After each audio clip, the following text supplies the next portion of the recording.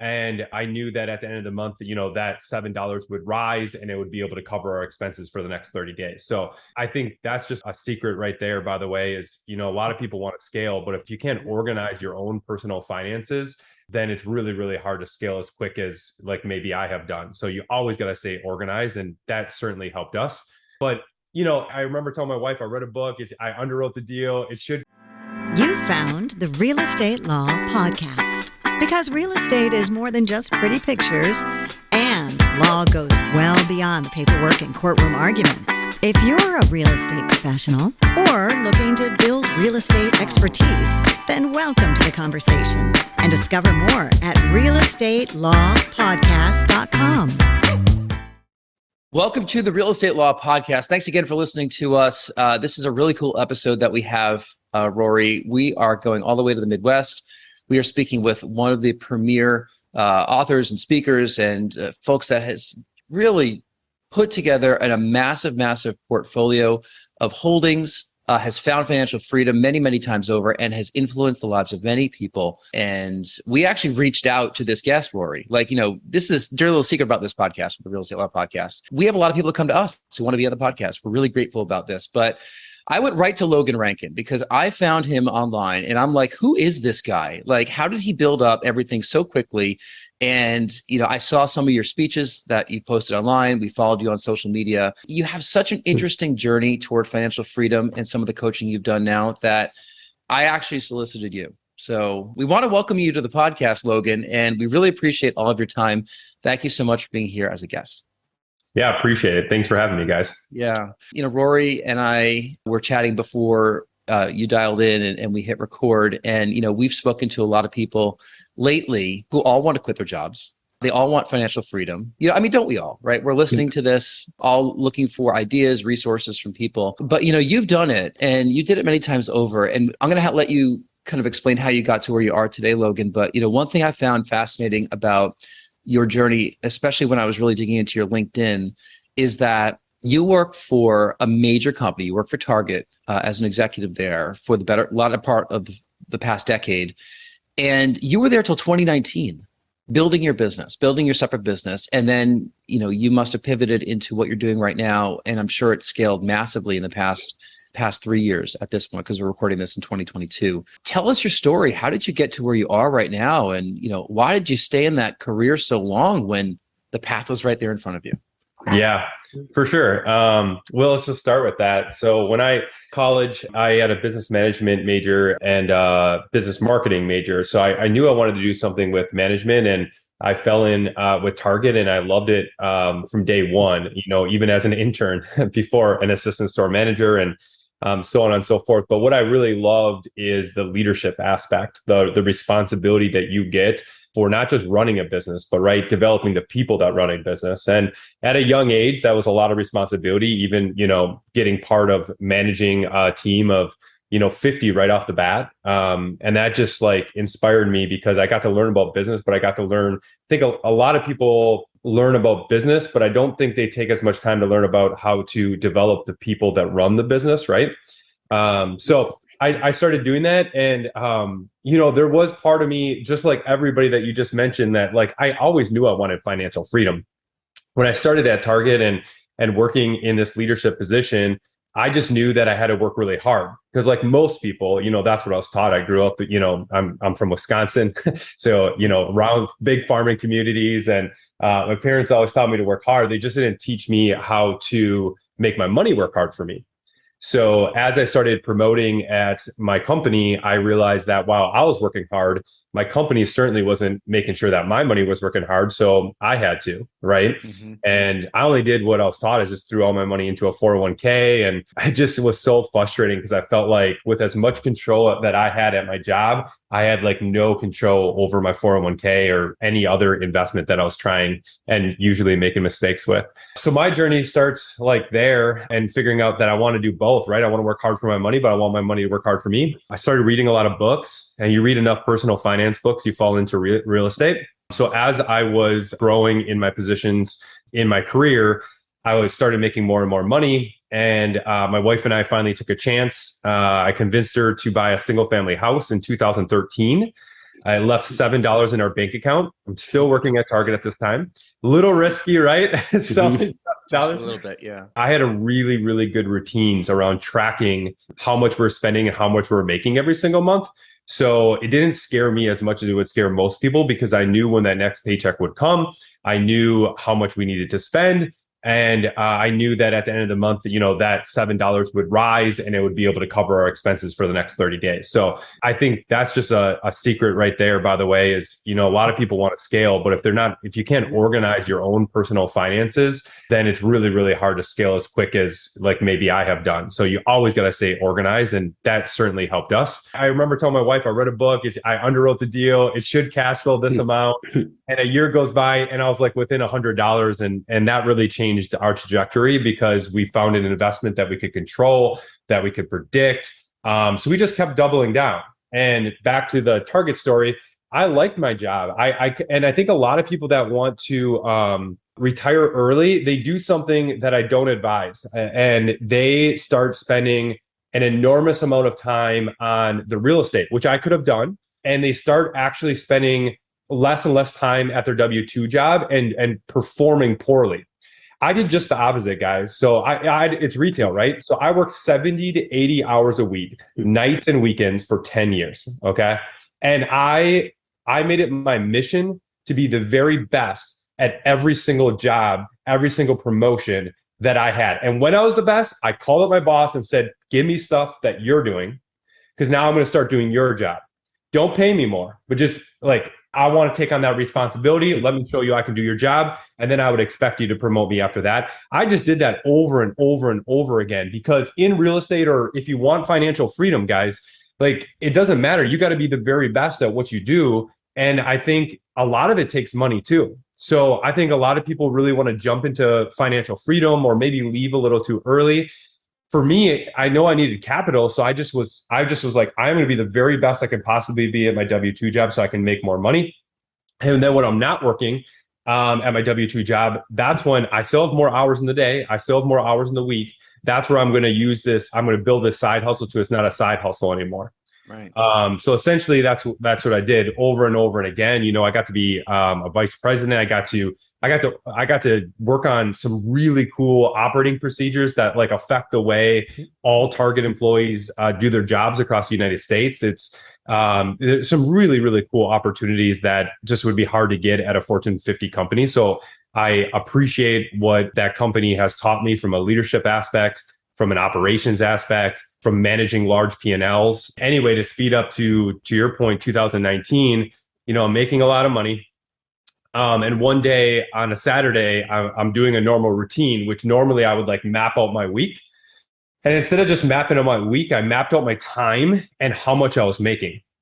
And, I was making a lot at this point at Target, high six figures. And it was interesting because I added up to 70 to 80 hours.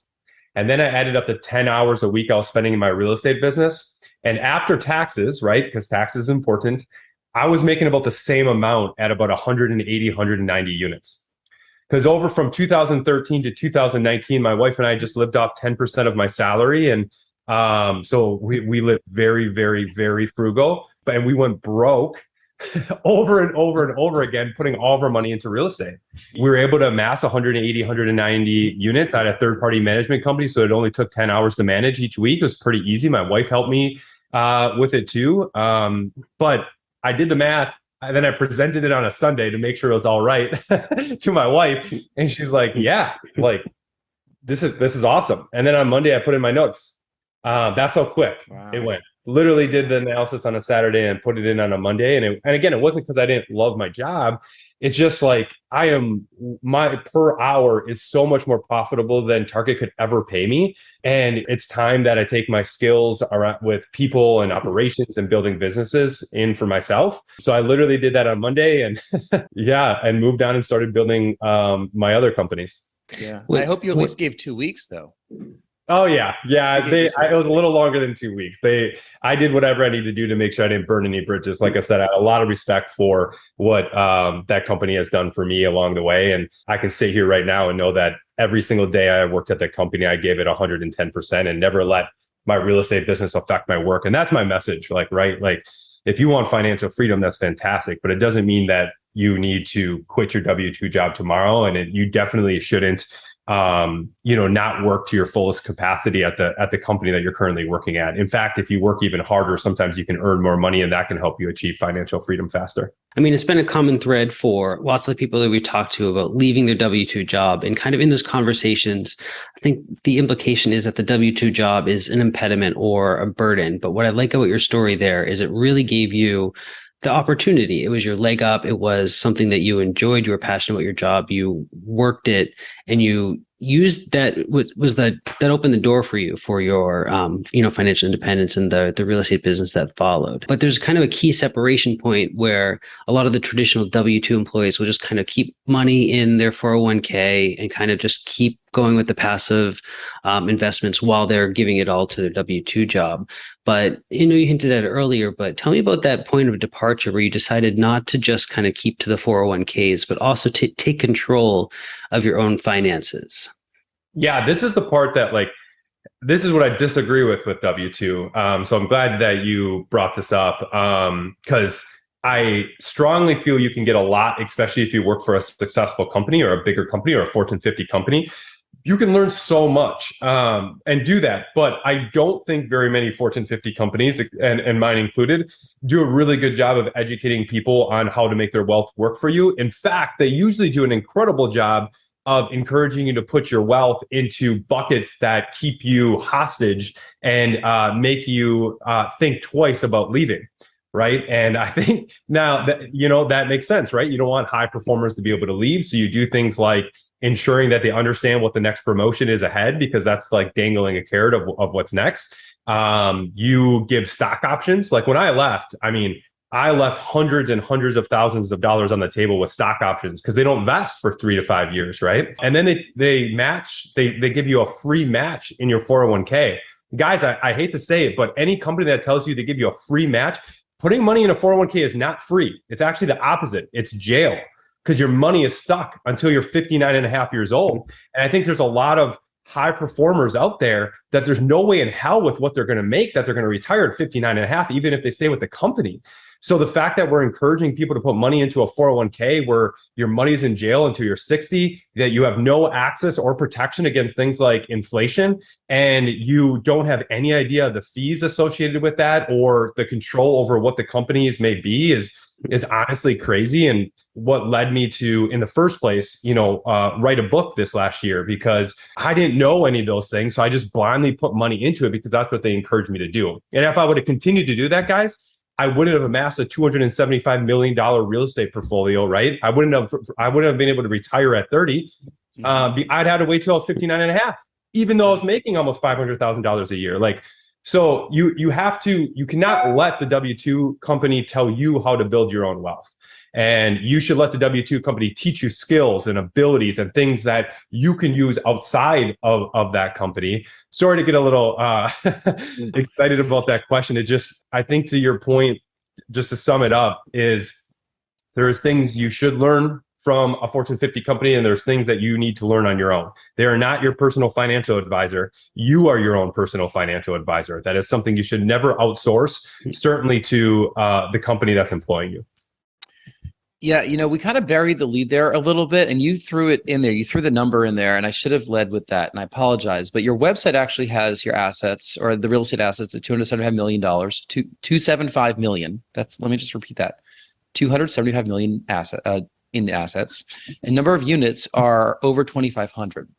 And that I think is important to underscore, because it kind of shows who we're speaking with right here. Like Logan has really built this up. If you're listening to this and you're in that same W-2 job, or you're somewhere along that journey and you're an executive in the job, or you're working retail on the sales floor, one thing you said, Logan, that was very interesting. It's very different from a lot of what we're hearing in the news right now, because quiet quitting is what everyone's talking about, right? That's the term that has somehow come out this year. And variants of quiet quitting have happened for decades, right? This is not a new concept, but now it's been branded in, it probably started on TikTok.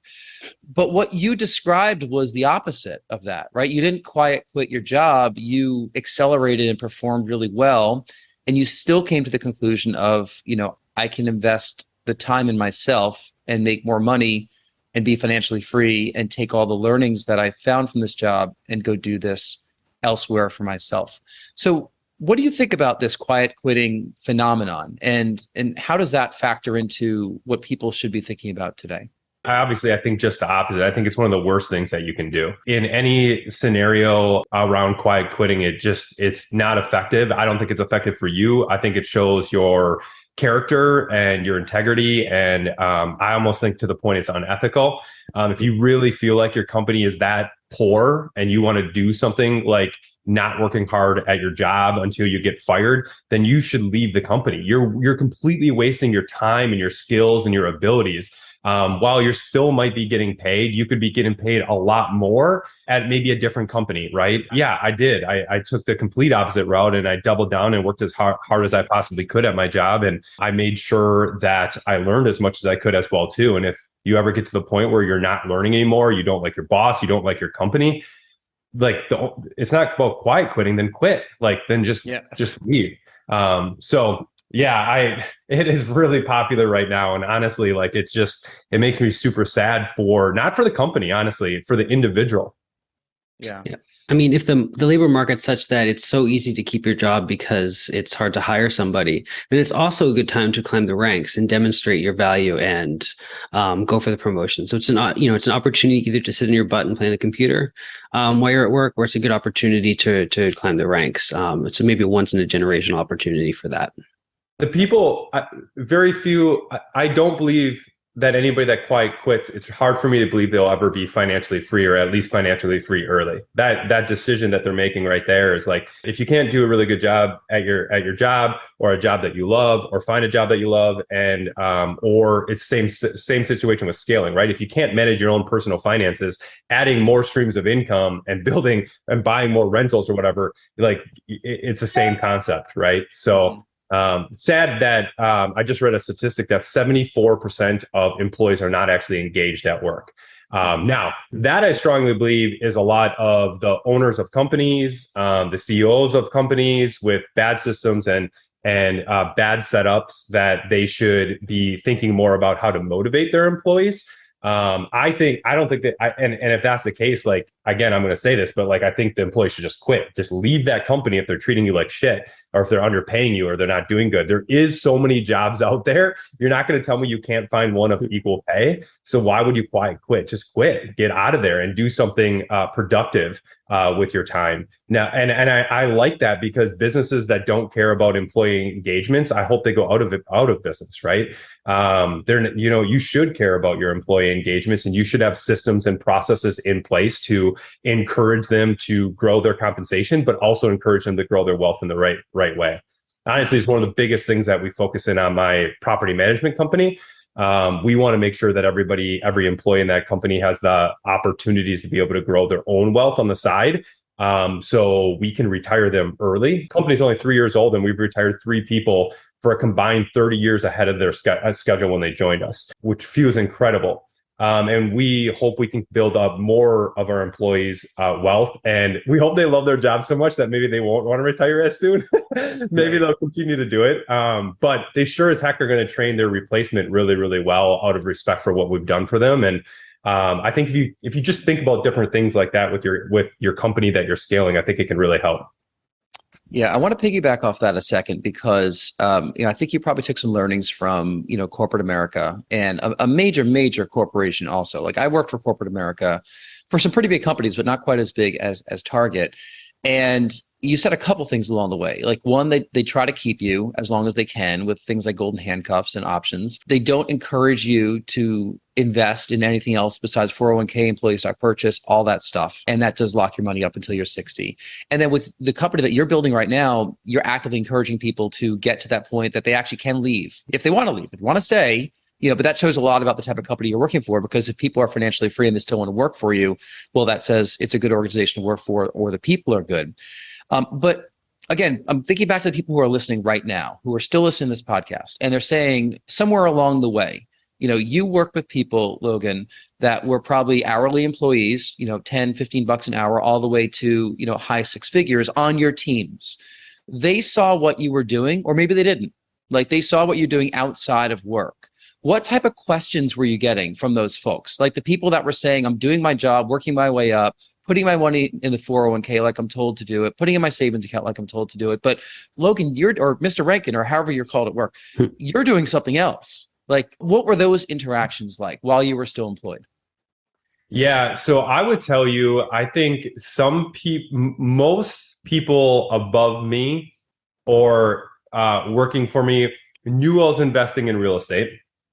I think they had no clue how big my portfolio was and how profitable real estate is. In fact, to this day, there's a lot of very high, I think at most companies, not just Target, very high senior directors at companies that are amazing at their job, just amazing, phenomenal leaders, super smart.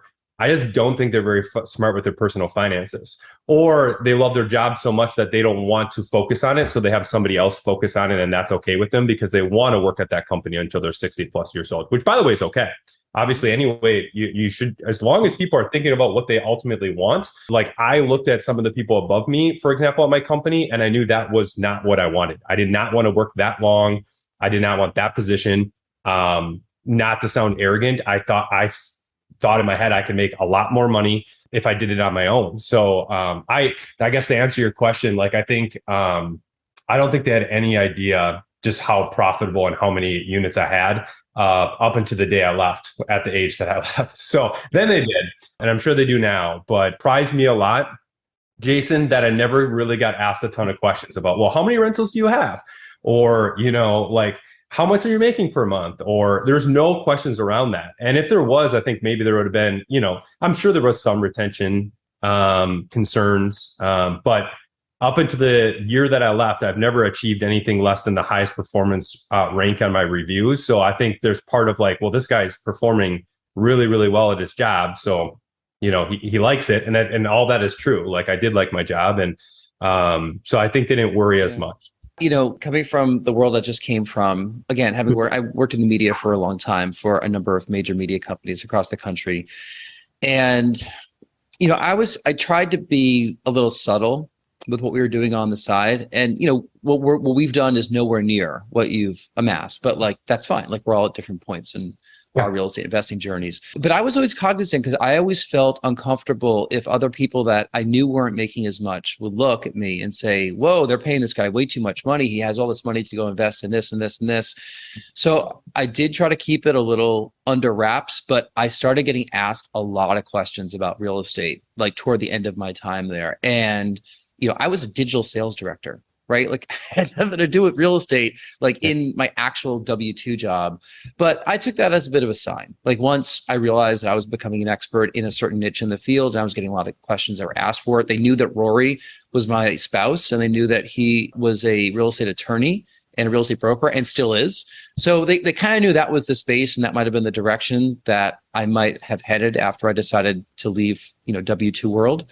Which I did a couple months ago, but I was always just nervous. Thank you. I was just nervous about it. Like I nervous not leaving, but nervous of what people thought about all the stuff I was doing on the side. That's just why I asked that question, because a lot of people want to leave their W-2 jobs, but they build up what they're doing while they're in those W-2 jobs, just like what you did, just like what I did. And then you have to find that point that you decide, okay, it's time to go all in on this next chapter. Because you had that thought, Jason, did it make you work even harder at your W-2 job to show them or to prove to them that you might be amassing this, but it has nothing to do with your performance? In fact, that you're going to perform better than ever? I started to make people cognizant that I was amassing stuff separate from my W-2 job. And when I left, we actually were at, we were killing it the first 2 quarters of the year. This year I left. We were billing more than we'd ever billed before for my specific, product that I was responsible for selling. So performance was there. And I just have a feeling that, like whether or not I was, putting in 80 hours a week or, 150% effort or not, I think that the numbers were in the performance basically. And I feel like I left on a top note. I have no idea how things are going for them. It's been a couple months and I just haven't even looked back. Like it's like, why focus on the past? I focus on what's going forward. Same with me. That's why I asked. Like, I just, I wondered those questions in the back of my head. I thought that might be things that they're talking about or concerned with before. And so I tried to focus on like performing at the best I could possibly be when, I was working my W-2 job. And then when I left, like I still have some connections. I still get asked, I actually get asked maybe more about real estate after leaving Target from a lot of people that still work there than I did when I was actually there. But the only thing I probably do is still watch the stock ticker a little bit. So, and I want them to be super successful. Like I love a lot of the stuff that the Target does. So, but I mean, I agree. Like I had those questions in the back of my head too. I mean, who doesn't love Target? Everyone loves Target, right? Yeah. Yeah. Or, we've covered kind of, I think the toughest part for anybody that's kind of getting started, and that's kind of, taking the first couple of steps off the traditional path of employment and retirement investing and everything. But you've obviously done way more than just that. You haven't just amassed a kind of a personal sized real estate portfolio. You've really shifted it into a different gear. And I kind of want to start asking questions about that, because a lot of us and a lot of other people that listen to us also kind of need to know, like, what's ahead, what's beyond that third or fourth property that you have. How do you scale up? How do you take the first steps to really shift it up so that it's possible to get to the numbers that you have?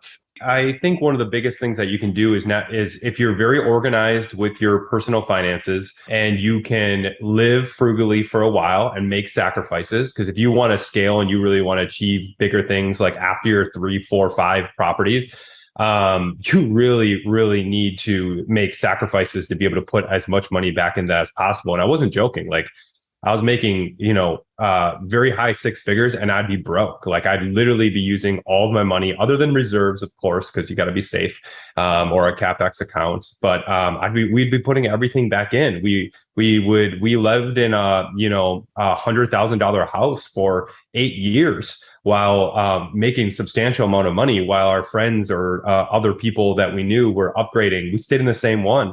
So if you really want to scale, I guess from like 3 to 10 units, because that's what you said, Rory, like after 3, then you got to really understand like the sacrifices you got to make and make sure that you're saving enough money to be able to put into those. And then at 10, you should have learned enough, because you should be educating yourself. Like I'm an avid believer in evolving and growing. It's why I read still a book a week. And you really want to start leveraging your 10 plus properties now with the banks to be able to understand better strategies like creative financing, maybe, or, how to get bigger deals. And I think, just as a caveat, one thing that a lot of people think to do to scale is you have to, use syndications or have a lot of partners. My wife and I amassed a, $275 million portfolio, just us. We have no partners and we don't have any syndications. And that is just ours. Now, since then, I've done, I do stuff separate from that with other people, but you don't necessarily need to scale by having a ton of partners or doing syndications. And I think it keeps things a lot simpler. I think I get a lot more off-market deals because when I talk to a seller, they know I'm the decision maker and there's nobody else that I got to get on board, right? It's a lot easier legally as well too, and really, really helped us scale, because instead of just buying, I think so many people are fascinated with like, how many doors do you have? I hear this all the time. I got 50 doors. But then they have like 17 partners. Like, do you really own those 50 doors?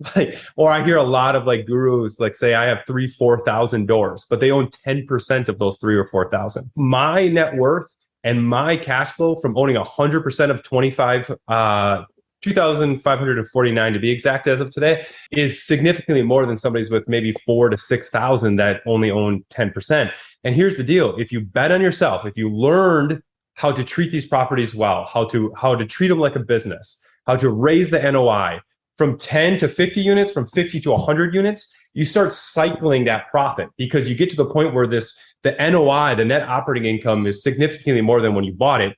And when it comes refi time, because that's when you really make your money, you're not splitting it with a whole bunch of different people. You're getting all that refi, you know what I mean? So like the way I scaled in the middle was I retained all equity. I did a really good job managing, operating, and repositioning my properties to make them not properties, businesses. They should be called businesses, better.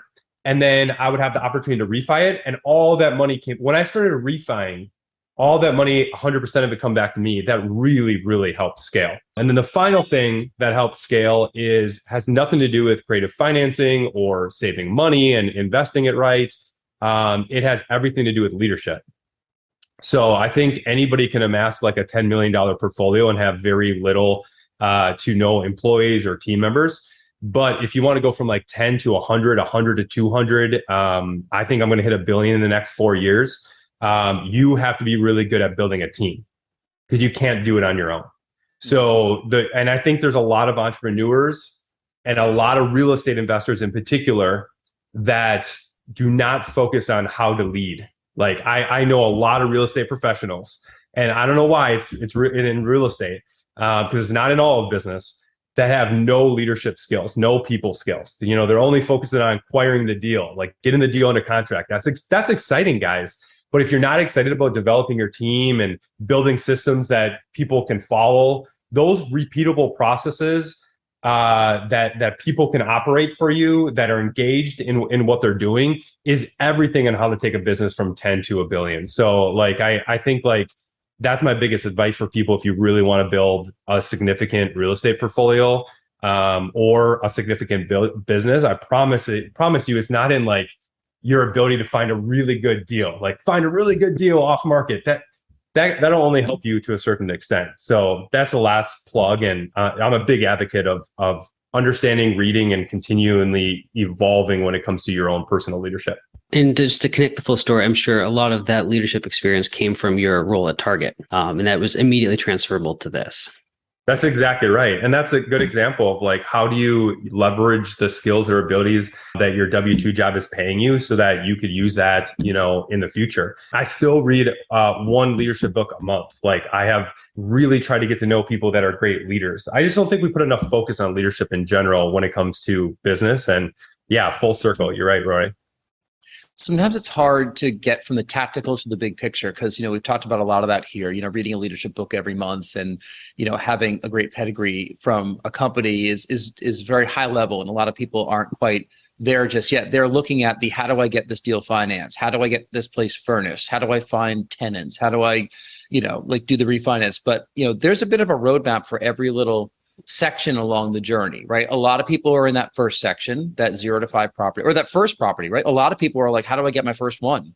And it starts at one. Started with one for you 10 years ago. Like I looked at your timeline and that was 2013. And, you know, stop for a second if you're listening. Think about where you were in 2013. It was 9 years ago right now. 10 years ago, you know, once, you know, we turn the page on this year, you probably remember where you were. You remember the songs that were on the radio. You remember what you're watching on TV, right? You know, like Logan built all this in 10 years. Like he did it with hard work, right? But it's plausible that people can do this in the next decade as well. I mean, but it always starts with that first property. And then you get to that 0 to 5. And you kind of said, you know, at that point of 5, you know, that's when you either decide to scale up or sit tight, right? You know, if you're going to scale up, you know, 5 to 10 is probably easier than 0 to 5. Yeah. It seems that way, right? Once you're at 10, my guess is it's even easier to get to like 50 than it was to get to 10. Like I said this, you know, the jobs that I've done recently, like my job was to, you know, bring digital media sales into cultures where they sold traditional media. And I always said it was the hardest to get from 5% of your revenue to 10% of your revenue when you're dealing with a TV or radio sales organization than it was to get from 10% to 20%. And then 20 to 30 was even easier because it changed the culture at the organization. You know, when you were 0 to 5, 5 to 10%, we were like barely a blip at the table. You know, we were in the corner of the room trying to get somebody's attention. But like once you got from 10 to 20 and 20 to 30, then it was integral. So I think it's the same thing with properties. It feels the same way. Like once you build your systems up and realize that you have a company, well, the scaling part of it is tough. Nothing is easy, but it's just a different way to think than getting those first couple properties. I think you're exactly right. We'll get to the follow-up questions in just a second. I do want to throw a law question out there since we have that in our title. You know, so Rory, what are you thinking here? Like somebody that is listening saying, you know, geez, how do you do this without a team? And what kind of legal questions should be asked along the way? Like what are you thinking would be a great, you know, kind of overarching question for Logan? Before the podcast, he made a good point in saying that if you do everything kind of by yourself with no partners, it really simplifies any legal issues that come with it. And that is certainly true because you're not worrying about partnership agreements, operating agreements with really anybody. But you are building kind of this empire and you're adding staff to your work. So tell me a little bit about how you're structuring this. Are you coming up with, my hunch is a limited liability company for maybe every property, and then you have an operating group that is where your team, are they W-2 employees of your team? That's exactly right. Yeah. Most of my largest company is just a collection of holdings, LLCs that add up to a certain amount of volume before I switch it into another deal. My second largest business is my property management company. That's an S Corp. Main operating, manages everything, which, by the way, that one I set up in a way where for all the time that I put into the company, which is a lot. I do have a president that runs it. I am lowering and limiting the amount of time. I certainly wear a lot less hats, but I've never paid myself and I've never taken $1, which is kind of unique. It has all went back to the employees or the CapEx, and it will continue to do so. So that's how I structured that one. And then I have a few other smaller businesses that are LLCs as well too, like a coaching business. My wife and I just started a nonprofit. I would just say, like, in general, Rory, like, I think to your point, it is very important that you talk to, and I get this question all the time, is especially from beginning real estate investors, they just don't put a lot of time thinking about the legal ramifications of, like, just putting things in your name, or like whether that business is going to have a lot of active income versus passive, and what the difference is between something as simple as an S Corp and an LLC, and, how that can help you, not only from a liability standpoint, but, accountant would say that'd be very smart too.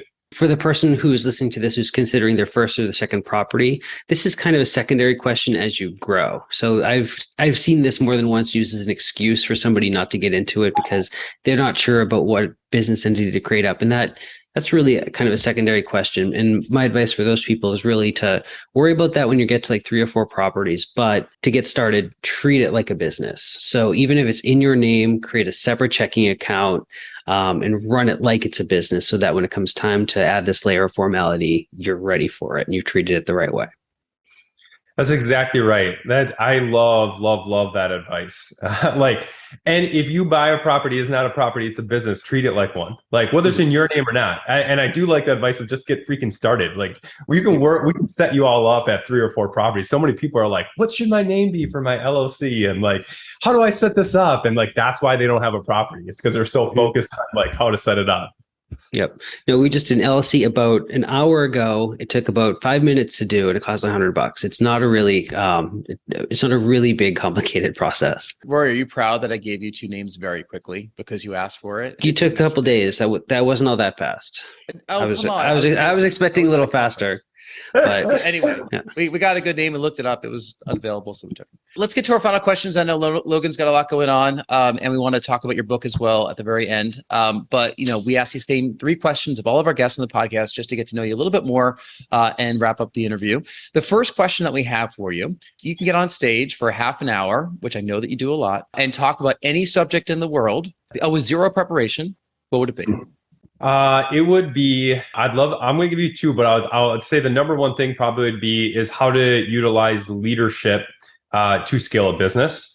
I'm very, very passionate about that. I could talk about leadership for days. And I just think people need to understand that if you focus on helping everybody else win a little bit more than you, that reciprocation is going to be huge, especially in business. But the second would be anything personal finance related, and how not to use traditional investments that everybody has told you, and everybody being maybe your parents or a financial advisor or school, and instead look to other investments that are not traditional, and educate yourself on that so that you stop outsourcing that financial literacy. Because I think traditional investments, and I feel very passionate about this, are not the way to be able to achieve lifelong wealth. And we just don't talk about it enough. So sorry, I had to give 2, but that's fine. And I'm going to piggyback 2 things there. I mean, basically, if you give more than you get, you'll be successful. And that's kind of what you just said right there. I've heard many people say that. I believe it as well. It floors me as to how much people in the real estate world want to give. Because I don't think that locally everyone's competing, right? But a lot of times, like, we'll listen to podcasts, read books, listen to audiobooks, go to conventions, whatever. No one there is competing with each other. So they're always so warm and welcome to give their time, to give their energy, to give their influence. And I don't think everyone's looking to sell a course, and it's no problem. I mean, you have a mastermind yourself, you have courses, and I'm in one right now, and it's worth every penny that I've spent so far. But I think that if you give more than you get in any of these situations, it's probably good business advice for whatever you're going to do. And there was something else I was going to mention there, but I completely forgot what it was. So why don't we go to the second question? Second question we have for you. Tell us something happened early on in your life or career that impacts the way that you're working today. Yeah, I've always been somebody that's been pretty driven and wanted to achieve or become the best at whatever I was. I guess you could just say my competitive nature is very, very high. And I think one of the things that I learned at early in my career, also like in sports, it's very, very important that the end result can be much bigger if you develop all the people around you versus just focusing on doing everything yourself. I think that was a skill I had to learn in leadership. I think that's a skill that helped me be successful in sports. I think it helped me be very successful at Target.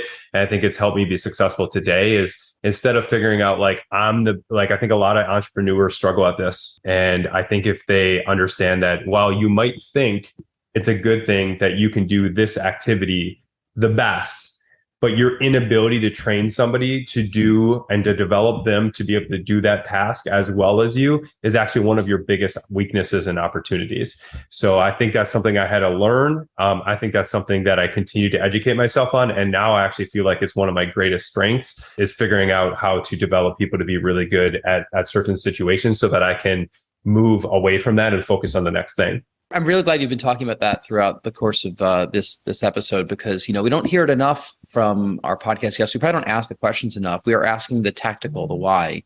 What are you doing? How do you do that? But I mean, leadership is a very big, broad, kind of esoteric topic for a lot of people. But it's important. And leadership means you're developing your people, you're developing yourself. And I think that's very clear in your words today. So I want to underscore that, that is very important if you want to grow a business, because you can't grow it alone.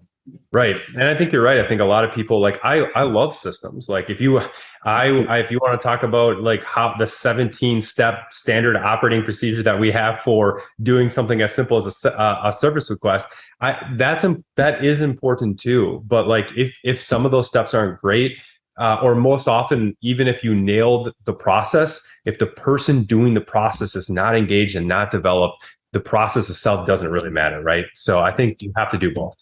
And our final question for you. Tell us something you're watching, listening to, or reading these days. And we'll talk about your book after this. Maybe that's your answer, but maybe not. No, we can talk the book afterwards. I just, like I said, I read a book a week, and they're always on leadership, real estate, or personal finance. My wife says I am very boring. Business is my hobby. But I just wrapped up. I didn't just read it. It was about a month ago, but I've been rereading it and implementing so much. I'm going to have to reach out to the owner of this company too, but it's how to build an elite organization. And this is perfect for this episode, because in this episode, based on the questions that you guys have asked me today, I don't get a chance to talk about leadership that much. Most people just talked about how I scale and how much cash flow and how to reposition properties. So this has actually been very refreshing, and I have appreciated your questions, because I really enjoy talking about the other aspects of how I scaled, which is the people aspect. But anyway, this book is on that. It really talks a lot about how to scale your organization rather quick and how to build an elite organization. I think it's Dan Wellner is his name. He has quite a few different companies, and he's scaled pretty quick too, but he has very similar mindset to me. And I think he's been very successful because of his ability to focus on leadership. So I enjoyed that a lot. And personally, I believe there's very few good business books that combine systems and leadership. I think a lot of people talk about Traction. If you guys have ever heard of Traction before, which is good. I just think this one's better. A sponge for info, and you're rereading this info. You're putting all of us to shame. We barely read a book a month, and you're rereading these books. So, kudos to you. I'm not sure how you do it all or find the time. Maybe your week has about 240 hours in it. I don't know how that works. That'll be a whole nother episode if you're a time traveler too. So the book is Find Your Financial Freedom. It came out earlier this year. Is that right?